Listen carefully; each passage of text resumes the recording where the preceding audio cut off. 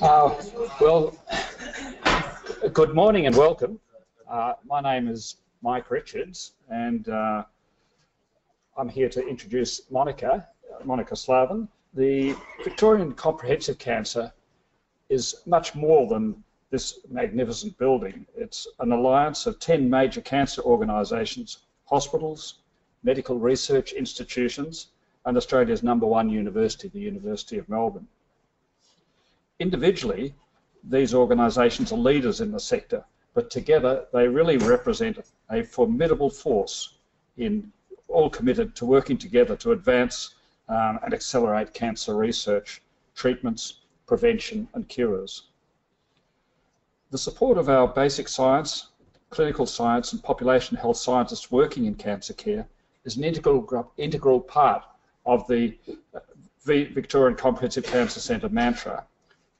We learn from the considerable experience of our cancer thought leaders, such as Monica, is one way that we can do that. I'd like to take this opportunity to welcome Monica and to introduce her to her work. Many patients with cancer are at increased risk of infections, and at times this is a result of their the cancer themselves, and other times it's a complication, a side effect, if you like, of their cancer treatment. And the infections they get are often unusual infections that we don't see in other settings. Monica is an expert in the diagnosis and management of such infections and is a world leader in this area. Monica is the head of the Immunocompromised Host Infection Service at this cancer centre, and is also head of the Immunocompromised Host Service across at Victorian Infectious Disease Service within the Royal Melbourne. She's the new director of the NHMRC National Centre for Infections in Cancer that I understand received funding in November 2016. She has 170 peer-reviewed publications and contributes to multiple national and international committees for the education, research and development of guidelines for treatment and prevention of opportunistic infections, and to standardising definitions and diagnosis, particularly of fungal infections. Please join me in welcoming Monica today.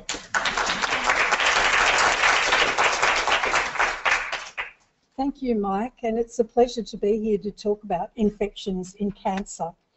So I hope to explain a little bit about what we're planning to do in our NHMRC funded centre, and also some of the work that we've already done in setting the basis for this centre and this program of research. So first of all, just to talk about the team. Now, for a Centre of Research Excellence, you're allowed to have 10 chief investigators, and there are of course many other people that we collaborate with as well. So I've listed here all the chief investigators, all the associate investigators, and some of the centres that are involved in this collaboration. And as you'll note, there are some of the major cancer centres around Australia, as well as the university laboratories, Walter and Eliza Hall Institute, the Doherty Centre, and in fact we have two very strong international collaborations with the Fred Hutchinson Cancer Research Centre and the University of York in the UK, and they will be contributing to some of our studies. First of all, I wanted to take a second to refresh your mind about health services research, because our CRE has been funded under this stream of health services research through the NHMRC.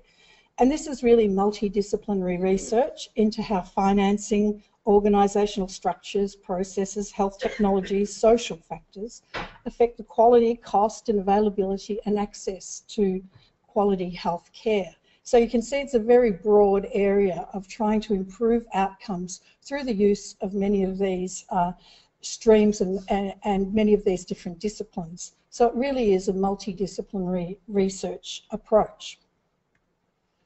A little bit about infection in cancer. And from the US, we know that 1 in 10 or 1 million hospitalisations per year are cancer related. We actually don't have the figures for this in Australia. And that's one of the things we hope to rectify through this centre, is to actually get some Australian data about the infections and the type of infections our cancer patients are experiencing. But what we do know from our audits here is that 60% of patients that are hospitalised due to cancer are on antibiotics. So infection must be a key player in these cancer patients.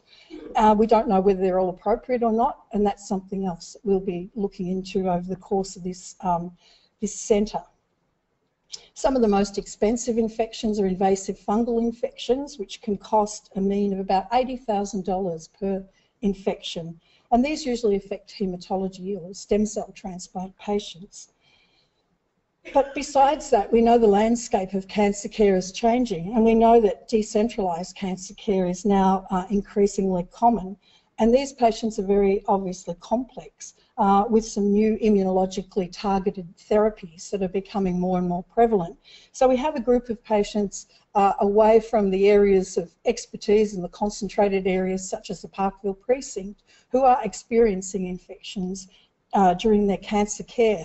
And so I think there's a really a need to adopt pathways and adopt systems to treat these patients and to help manage them, whether they're here in Parkville or in a more rural centre. One of the other things that is happening is the background of antimicrobial resistance. We know that this has been recognised as a problem by the World Health Organisation, and that cancer patients are amongst the most vulnerable to infection. So what is really interesting on the background of all of this information is that when we looked at our national cancer strategic plans across Australia, we didn't see any mention of infection at all in those strategic plans. And when we look at the way we treat patients with cancer who have infections, really our models of care haven't changed in the last 40 years. And I'll talk a little bit more about that as we go forward. So this CRE is set up with 3 interrelated streams. And you can see the streams that I've listed here. Stream 1 is to set up the urgently needed infrastructure for infection surveillance in cancer.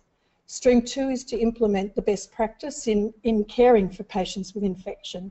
And Stream 3 is to start integrating some innovative new technologies into the care of patients with infections in cancer. And for the CRE, we had to be very clear about what our outcomes were. And these were really into some key domains, and that is to generate new knowledge, to translate what we find, to develop our workforce, to deal with the emerging areas of antibiotic resistance, of increasingly complex cancer care, and to deal with infections in that setting, and to strengthen collaborations across Australia and internationally in this area. So I'll talk a little bit about Stream 1, which is surveillance, and this will be led by Associate Professor Leon Worth, who is based here at Peter MacCallum Cancer Centre and also at VicNIS in the Doherty Centre. And this is really to start looking at establishing the basic methodology and the IT platform for collecting data about infections in cancer and about antimicrobial usage in cancer patients. And to link those two things, looking at potentially how much antibiotics are used, how emergence of resistance is occurring in our patients. There will also be to develop some national consensus guidelines for surveillance and for management of infections and in the infection prevention space. There aren't any really national guidelines for infection prevention in cancer, and this is a gap that we hope to fill through this centre. There'll also be economic modelling to look at emerging infections and how much they cost and what resources they are taking up. And also to establish a network of people who are in the space of looking after infections in cancer to collaborate on these sorts of projects. Now this is a stream where we really don't have much data as yet, but Leon is an expert in surveillance, and I guess the key things driving this stream are really that we know that we are fast running out of antibiotics to treat resistant organisms, and we're seeing more and more resistant bacterial infections emerging. Down the right-hand side of this slide, I've listed some of the infections that we're seeing in cancer patients, and some of these are not uncommon. Things such as vancomycin-resistant enterococci, extended spectrum beta-lactamase producers, where some of the antibiotics that we would traditionally use are now unable to use, and the rarer ones, including the carbapenemase producing Enterobacteriaceae, which actually means that our last line antibiotic carbapenem is not useful in these. Now we've seen very few of these in Melbourne, but it is a growing problem, and we certainly have seen them in cancer patients. So it's something to be aware of and to be undertaking surveillance of. But it's not all about resistant organisms, and this piece of work led by Leon Worth and a medical student here at Peter MacCallum Cancer Centre looked at the impact of Clostridium difficile, very common infection, often predisposed to by antibiotic use. And what we can see in a case control study was that these patients had 20% of them had recurrent infection, so got the infection back after they were treated with the best antibiotics. ICU in 12%, 30% severe complicated infections due to Clostridium difficile. And the risk factors, not unsurprisingly, chemotherapy, gastrointestinal surgery, proton pump inhibitors, very commonly used in cancer patients to reduce acid secretion, and days of antibiotic therapy. So here's an infection that's really quite common amongst cancer patients, really causing quite a lot of morbidity, and yet we don't have national data about it, and that would help inform better approaches to prevention and to treatment.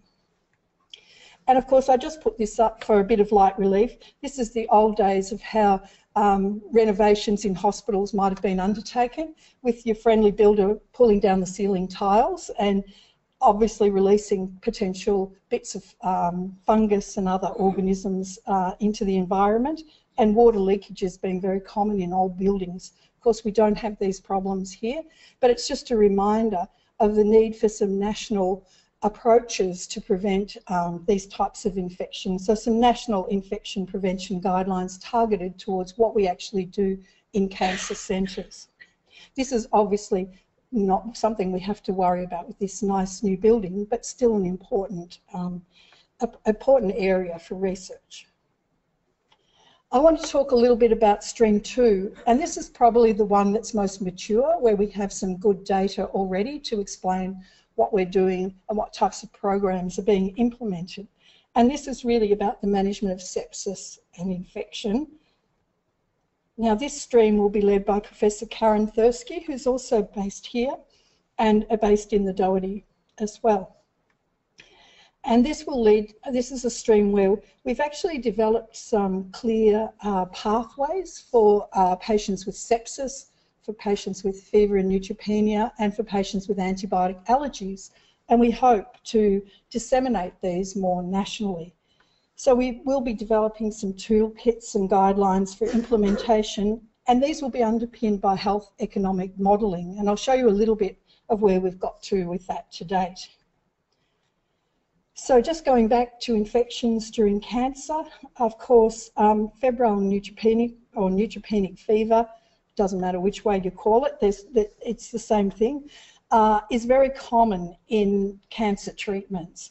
And when we looked at some data in Victoria in 2008 from the Victorian admitted data set from the Health Department, we saw that there were over 1,000 admissions for febrile neutropenia in solid cancer patients, and a large number also in haematology malignancy.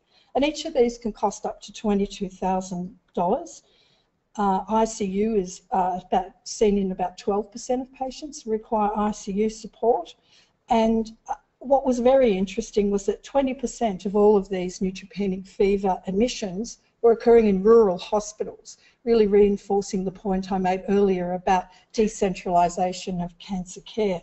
So clear clinical pathways are required in this setting. Now, this is the original work, and it's from 1966.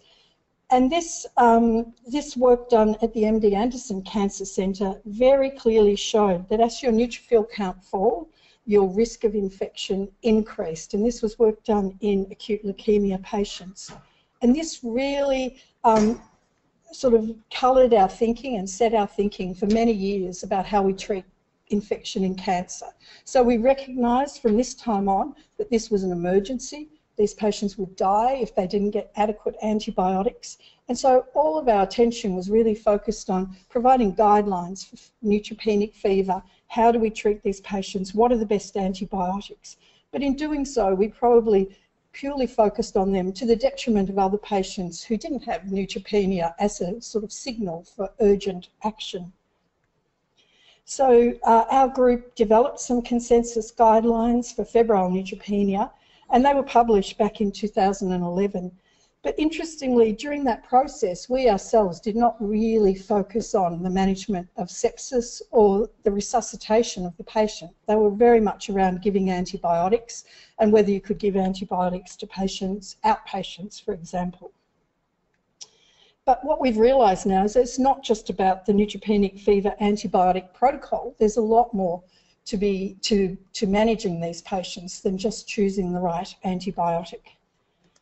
Now, sepsis has been increasing work done on sepsis, and this can occur in people who have low neutrophil counts, or it can occur in people with normal neutrophil counts. And this could be a consequence of undergoing surgery for cancer, or just being debilitated and developing an infection not related to low neutrophil count. So we know now that we have very good definitions of what sepsis is and what severe sepsis is, and we sought to integrate this into a pathway of management for our patients here at Peter Mac, and this pathway has now been rolled out through the Royal Melbourne Hospital as well. So this was the development of a whole of hospital sepsis pathway. When you're dealing with cancer patients, they can come in through many avenues, as you probably know. They don't all present to the emergency department with sepsis. They could present to their appointment in outpatients with sepsis, or they could present to radiation therapy with sepsis. So it was really important to develop a pathway that caught everybody, that wasn't just focused on the emergency department. And we adapted the Sepsis Kills pathway, which was developed in New South Wales by their Clinical Excellence Commission, and was really targeted at the emergency department. But we actually wanted it to be targeted across the whole hospital, so we adapted it in some ways. Why? Well, the incidence of sepsis in cancer patients is about 45%, and of these, you can say that 50% are low risk, 20 to 30% have severe sepsis, and 10 to 15% have septic shock. And we know the mortality associated with septic shock is 25%. And when we looked a few years ago at Peter Mac, about 20% of all our MET calls were due to sepsis. And of course, many of our patients were already receiving antibiotics. Some of the signs of sepsis are a little bit subtle, and what we noted was that from other literature, not only our own literature, but that many patients will not have a fever, for example. So you need a pathway that captures people who don't have a fever. You need a pathway that captures people who aren't neutropenic. And I think the other interesting finding is that many patients had tachypnea, or rapid respiratory rate. And that's something that we, in the past, haven't really collected that well, the respiratory rate, but it could be very important in identifying patients with sepsis. So this was some work done by Senthil Lingaratnam, who's now Director of Pharmacy, just looking at a process mapping about what happens when you identify someone who has sepsis. They go on to have a clinical review, and then they get their first dose of antibiotics. And this doesn't capture the whole picture, but I just thought I'd put it up here because it's very interesting to process map things that happen in hospitals, and you discover they're actually quite inefficient. And what we discovered were there were multiple barriers to actually getting that first dose of antibiotics into the septic patient in time. And there were also barriers to actually identifying the sepsis in the first place. So a working group was set up of all the stakeholders in this process. There were quite a number of nurses involved, doctors and pharmacy, to try and develop this sepsis pathway to actually answer many of these blockages and problems that were being faced. And so a medical record form was developed, and this actually starts off by giving the criteria for sepsis, which can be checked for a patient, notifying a doctor, taking the appropriate tests, including a serum lactate and blood cultures, and then resuscitating the patient and going on to give antibiotics. And the aim was to give them within 30 minutes of identifying that a patient has sepsis. So there were three key elements: first to recognise, then to resuscitate, and to refer if the patient wasn't responding to the sepsis management. And there were some very simple key actions identified of what needed to happen. So how did it work out? This was introduced hospital-wide here at Peter Mac in 2013. And I showed down this column some historical data about time to antibiotics in hematologic malignancy, first antibiotic being appropriate as judged by national guidelines, the proportion of patients going to ICU, and the all-cause mortality at day 30. And as you can see, for patients on the pathway, this was significantly improved. Time to antibiotics went down to 45 minutes. Time to antibiotics in the heme malignancy patients, 60 minutes. First antibiotic appropriate was now 95%. ICU admission reduced from 35% to 18%, and mortality also reduced. So this was very encouraging and led to the rollout across other centres. And so at this point, we're really developing the toolkits and the auditing tools to roll this out to many more centres. This is just a visual presentation of time to first antibiotic. You can see haematology, oncology, radiation oncology patients before and after the pathway, and on the other side is surgical oncology patients. So it made an impact across all patient groups. And this is some of the work we've done with the School of Population Health at Melbourne University to try and quantify the economic benefits of this type of pathway. And as you can see here, for the hematologic oncology and radiation oncology patients, introducing this pathway saved about $8,000 and 0.1 life saved for each patient on the pathway. And it fits into the area of the cost effectiveness quadrant, which actually saves money and saves life. So that's the quadrant that in any economic analysis you want your program to fall into. As you can see, for the surgical patients, the confidence intervals are very wide. So we haven't really had enough surgical patients to really get a key handle on the cost effectiveness, but I think that we will find as we put more patients on that it sits in that quadrant also. Well, they're not all high-risk patients that we see in cancer care, and some of our patients could actually be managed out of the hospital. They're not septic, they don't need to be admitted for antibiotics, and they could easily be managed as an outpatient. So another program developed under this stream was to look at early discharge of patients who fitted into a low-risk criteria. That is, they were very unlikely to have any complications from the episode of fever and neutropenia. And an international score, the MASC score, has been developed, and it's been around for quite a number of years. You can see it was developed in 2006. And according to this score, if you have a score that adds up to 20 or 21, you're actually at pretty low risk of developing any complications from fever and neutropenia, and it could be managed in the outpatient setting. So we discovered when we did the guidelines back in 2011, and we did a survey of oncologists and haematologists, that about 50% of them actually knew about the MASC pathway, but they didn't really know how to calculate the score, and that they would have been willing to use it if it was sort of presented to them, and that they could actually check it off on their patient. And the other thing, that 60% of them said they'd actually prefer to manage their patients as an outpatient if they were low risk. But again, that would require some support. Most of them pointed out that the systems weren't in place to actually do this, to send patients to the outpatients and to follow them up in the outpatients.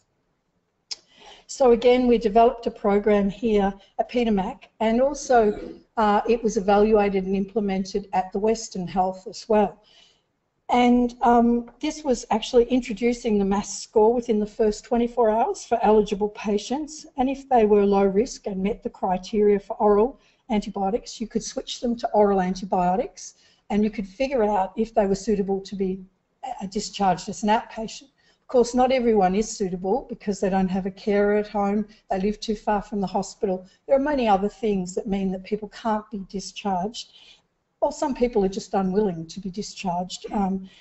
even understanding the data that's out there about these types of risk assessments, and that's fine. But if they met the criteria and they were happy, they could go to a nurse-led clinic in the outpatients and be followed up through home. And an initial assessment of this low-risk score did show that it was very cost-effective in terms of saving days of hospitalisation and saving on the cost of hospital admission. So much so that the savings made could be put into supporting the actual service and to having a nurse and a part-time infectious disease physician overseeing the service, and for hospital in the home to also be involved. So this has led on to further implementation of this program. A Better Care Victoria grant was won by Bente Gab Heusler and Karen Thursky, and Maria Dikakos has been the project manager. And this is about to be rolled out through Austin Health and Monash Medical Centre, and will involve patient experience and health economics evaluations as well. Well, changing tack a little bit away from the management of sepsis to thinking about patients and what antibiotics they can have. One piece of work led by Jason Trubiano here showed that about 23% of our patients have an antibiotic allergy label. That is, they're thought to be allergic to certain antibiotics. That's not uncommon. Our patients come into hospital backwards and forwards, get exposed to multiple courses of antibiotics, and it's very hard to tease out, was that an allergy or was that a reaction to some other drug that the patient was receiving? But what he noted in these patients with antibiotic allergies is it did have impacts on their clinical care, in that they were increasingly using more antibiotics. They were using antibiotics that we would consider not to be the first line antibiotics. They were getting longer courses of antibiotics, higher readmission rates, and not really following guidelines because of these allergies. So this led to the establishment of a clinic which has been running here and at the Austin to look at delabelling patients through an infectious diseases clinic visit. And this is a picture of Jason Trubiano testing somebody for antibiotic allergies in the clinic. And he has recently completed a study in 66 immunocompromised patients, many of them cancer patients, and showing that 91% of these patients, you could actually take away a label of an allergy by a simple test. There was no need to call them allergic anymore. And 60% actually had all the labels of allergy removed, because often people have more than one allergy label. So, and this actually led to increased narrow spectrum and better appropriateness and decreased restricted antibiotic use. So this is an area that we're going to be progressing in this CRE and looking to expand this type of clinic and to further evaluate it. One more study that's underway is in paediatric cancer, and this is led by Karen Thursky and Gabrielle Heusler, a PhD student. And this is really to looking at using a score different to the MASC score, which I mentioned earlier, but no less a score to predict who in the paediatric area with cancer is at low risk for having complications of their febrile neutropenia. Now, this score has to be different. Of course, children are very different to adults, and it's been developed multinationally and tested in many sites, but not tested in Australia. So this study is really to do a prospective evaluation of this MASC score, and of the PICNIC score, sorry, the paediatric score, and then to look at implementing this around Australia. So this project grant was funded in 2015, and along with trying to validate the PICNIC score, there will also be some interesting transcriptomic analysis on serum biomarkers on these paediatric patients to look at whether there are some other additional factors that could be added to this clinical score to predict infection, and of course to evaluate the cost and quality of life. So this study will be run at all paediatric cancer centres around Australia. The they're listed here. They all got ethics approval. The study's started. 200 patients have been recruited. And whilst this has been undergoing this prospective validation of the PICNIC score, GAB has published a retrospective evaluation from a large data set of paediatric patients with febrile neutropenia that had been gathered over the past few years in Melbourne. So we're very interested to see if this prospective score can lead to paediatric patients with cancer being managed in the outpatients, similar to what we do for infections in adult patients who are thought to be at low risk of complications. Well, the last stream is to look at how we could integrate some of the new technologies that are out there into better managing patients with infection during their cancer treatment. And this is the stream that I'll be leading, and we're really looking to validate and refine some new technologies that will change practice in the management of infections.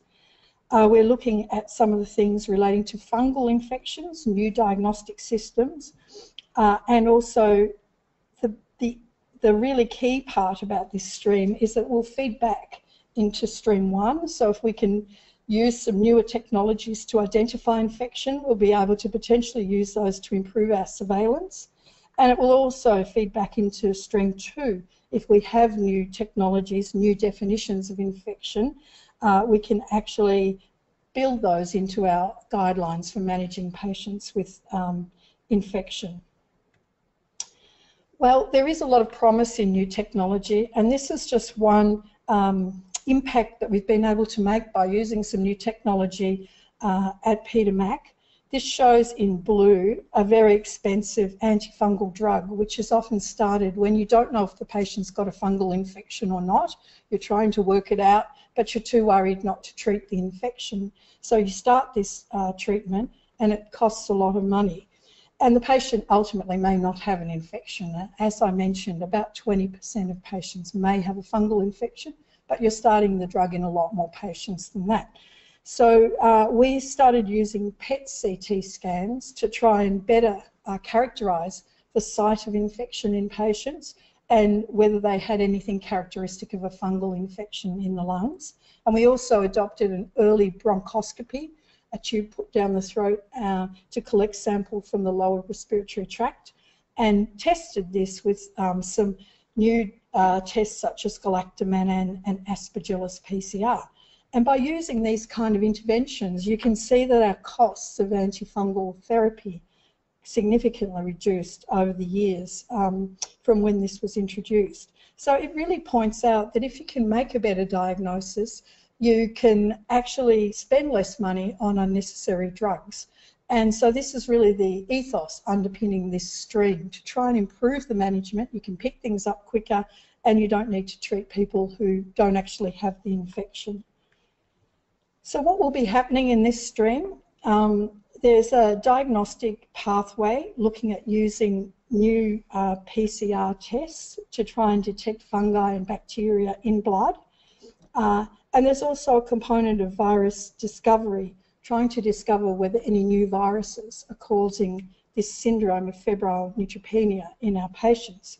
And this will be done with support from the laboratories at Viterol. Julian Druce will be supporting the viral discovery, and Sharon Chen at Westmead will be supporting the new PCR tests. Alongside that, there will be a randomised study of PET-CT scan versus standard CT scan to look at patients with persistent fever and neutropenia to see if the diagnosis can be improved by using a PET scan. We feel that it may be from our preliminary data, but really there's been no randomised study anywhere in the world looking at this. And currently, because there's no real evidence, there's no reimbursement, which discourages people from actually ordering the test. So we may be able to change practice by doing this kind of study. The other thing that we've been working on is a fungal surveillance system. Fungal infections are very complex. They have a complex definition. Even infectious diseases, physicians find it hard to actually know whether this patient has a fungus infection or not.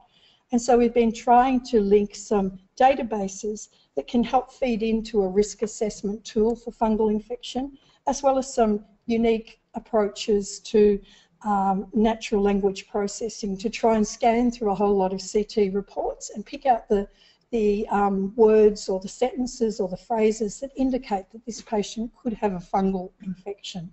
So putting all of that kind of together into one system to alert clinicians about whether this patient may have a fungal infection is the approach of this study. But what it will also do will be to at the same time capture data about risks to better refine our ways of risk assessment.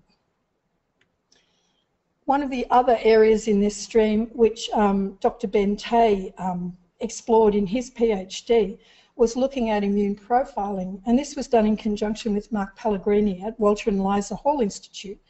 And he followed a group of myeloma patients in conjunction with the haematology team and Simon Harrison and looked at their immune profiles. So looked at their cytokines at various points in their course of treatment and looked at trying to stimulate cytokine responses with mitogens at various time points. I was able to show that there was a sort of signature of people who were more at risk for subsequent infection. And this is very interesting because it means that we could potentially be using these kind of sophisticated cytokine studies to actually identify people who will be at risk of infection and maybe intervene earlier. And this work will continue in other immune compromised groups of patients, such as patients with CLL. And one of the more recent things we've also become interested in is the risk of infection in patients receiving immune checkpoint inhibitors. Not that they seem to provide an increased risk of infection, but the immune-related adverse events require steroids and infliximab sometimes. Both of these things can be profoundly immunosuppressing. And so we feel that there's a role to develop guidelines to prevent infection in this group of patients. And potentially a role to set up a registry for infections in these new types of drugs that are being increasingly used and widely used. So that's some work we'll be doing with Professor Grant MacArthur. So I guess I've tried to explain how this centre all fits together, how the surveillance is really the key thing that underlines our knowledge about infections in the cancer setting. We'd like to do surveillance about rates of infection and outcomes of infection, and of course antibiotic use as well. This then feeds into some processes and pathways, and I've shown you some of our processes and pathways, our high and low risk scores for patients with neutropenia and fever, our sepsis management pathway, our allergy delabeling pathway, and of course the need to develop some infection prevention guidelines to go along with these pathways. Also the new technologies such as PET, molecular diagnostics and immune profiling, how they will then fit into refinement of our pathways and our definitions of infection. So this really are three streams that pretty much feed into each other. So I guess in concluding here, and I wanted to leave plenty of time for discussion because I know I've covered a broad range of topics and it may have stimulated questions from the audience. I'd just like to say that our feeling is with the complexity of cancer treatment, the new immunotherapy drugs, the threat of antibiotic resistance, that this CRE is really coming at a very important time to improve our research capacity and address the serious threat of infection in cancer patients. Our group is pretty unique internationally in taking this kind of health service approach to infections in cancer. The health economics and the health services assessment is a really key part of everything we're doing. We want to actually get patient feedback. We want to get costings for these type of programs. And these three streams really will lead to fundamental improvements, we believe, as we've been able to show to date with our sepsis pathway. And I guess the second part of the conclusions is really that we have focused very much on antibiotic selection, on detecting infection in neutropenic patients and getting on with treating them very quickly. But we really haven't been more broadly looking at the area of sepsis and recognition of a patient with sepsis outside of the febrile neutropenia area. So this sepsis pathway, which is nurse-initiated, protocolized, can reduce mortality, and that's a really good model for other pathways which we'll be developing. And the outpatient management of low-risk fever and neutropenia, the antibiotic allergy delabeling, are really important, not only to improve outcomes, but also to improve our use of antimicrobial agents, such as antimicrobial stewardship. So I'd like to conclude there and be able to take any questions. Thank you.